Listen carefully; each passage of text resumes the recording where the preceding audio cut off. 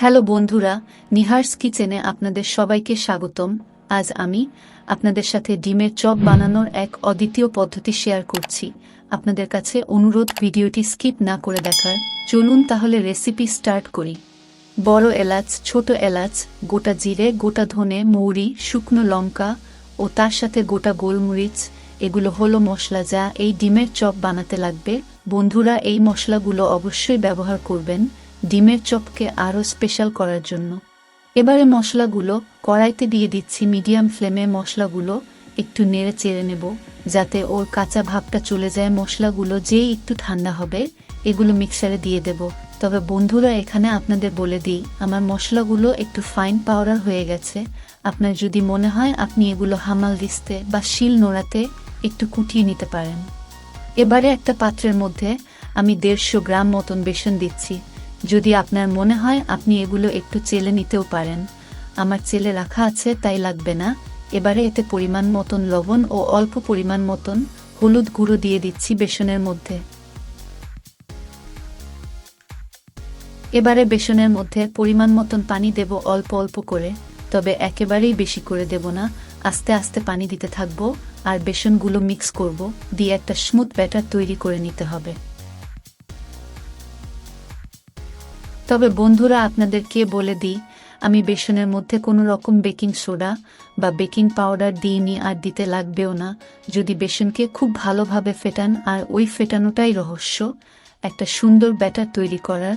Minimum 10 minute মতন ফেটিয়েছি বেসনটাকে এরম কনসিস্টেন্সির batter তৈরি করার জন্য। আর খেয়াল করবেন বেসন কিন্তু চামচের মধ্যে পুরোপুরি লেগে গেছে, কোনো দিকটা ফাঁক পড়ে যায়নি, তার মানেই ব্যাটার রেডি হয়ে গেছে। A few moments later. এবারে ঢাকনা খুলে নিলাম। দেখুন বন্ধুরা, ব্যাটার ভালোভাবে রেডি হয়ে গেছে। আবারও একটু ফেটিয়ে নিচ্ছি ব্যাটারটা। এবারে এর মধ্যে একটু জোয়ান ও কালো জিরে ছড়িয়ে দিচ্ছি। এই দুই উপকরণ অবশ্যই দেবেন।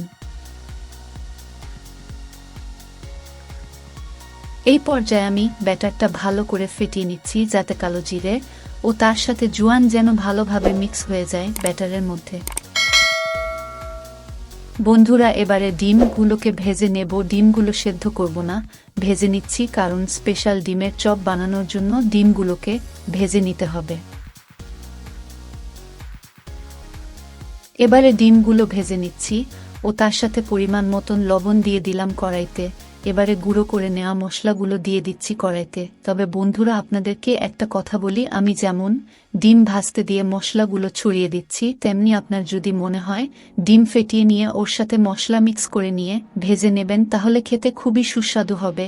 আমি এমনিভাবে করছি শুধু আপনাদেরকে দেখানোর জন্য, যাতে আপনাদের মনে না হয় এটা কি আদেও ডিমের চপ, তাই এই পদ্ধতি ব্যবহার করছি। আবার আপনি যদি চান পেঁয়াজ ও কাঁচা মরিচ কুচিয়ে নিয়েও ওর মধ্যে এই মশলা দিয়ে ডিম ভেজে ফেলতে পারেন, সেটাও ভালো যদি আপনার মনে হয় এই পদ্ধতিতে চপ বানাবেন।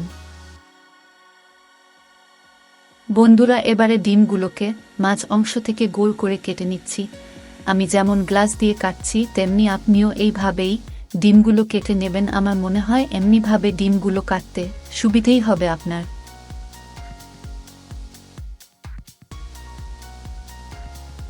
বন্ধুরা, ডিমগুলো খুব ভালোভাবে কাটা হয়ে গেছে আমার। দেখুন দেখতে কত সুন্দর লাগছে। তবে হ্যাঁ, ডিম ফেটিয়ে নিয়ে মশলা দেওয়ার কথা যেটা বলেছিলাম, ওটা কিন্তু কোনো মতেই ভোলা চলবে না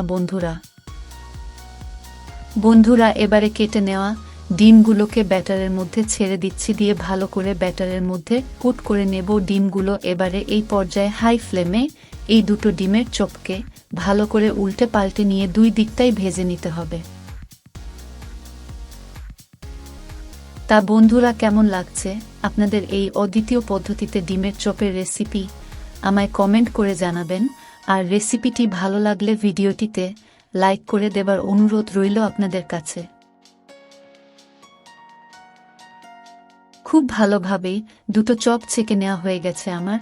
বন্ধুরা, খুব বেশিক্ষণ অপেক্ষা আর নয়, আর কিছুক্ষণের মধ্যেই পরিবেশন করে নেব। এবারে পরিবেশন করে নিয়েছি। দেখলেন তো বন্ধুরা, কত তাড়াতাড়ি ও ঝটপট করে তৈরি হয়ে গেল আমাদের এই সুস্বাদু ডিমের চপের রেসিপি। আশা করি এই রেসিপি আপনাদের খুবই পছন্দ হয়েছে।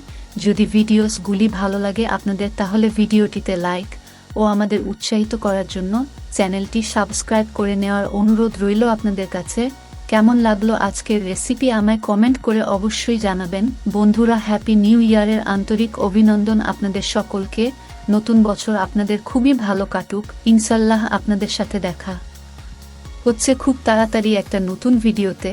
ভালো থাকবেন, সুস্থ থাকবেন। আল্লাহ হাফিজ।